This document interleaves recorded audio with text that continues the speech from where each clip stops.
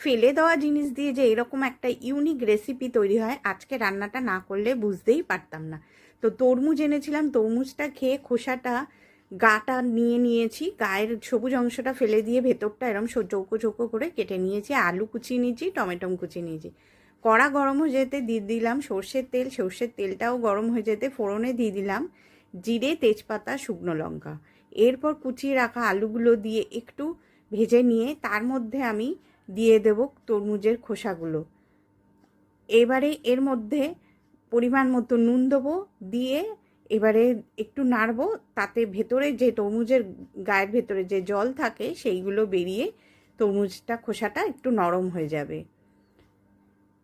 আবারও একটু নেড়ে ছেড়ে দিচ্ছি, দিয়ে এর মধ্যে দিয়ে দেব অল্প একটু টমেটম, দিয়ে এবার একটু ঢাকা দিয়ে দিয়ে রান্নাটা করব মিডিয়াম ফ্লেমে, যাতে তরমুজের খোসাটা নরম হয়ে যায়।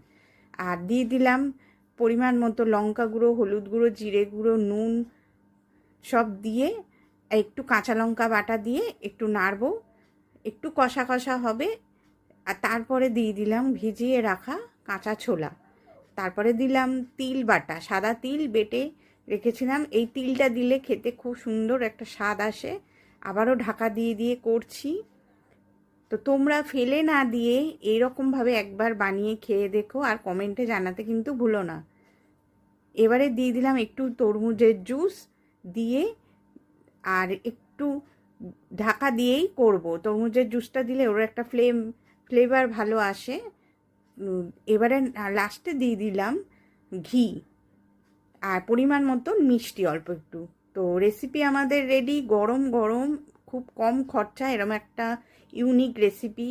তো তোমাদের কেমন লাগলো জানাতে ভুলো না। আজকের মতো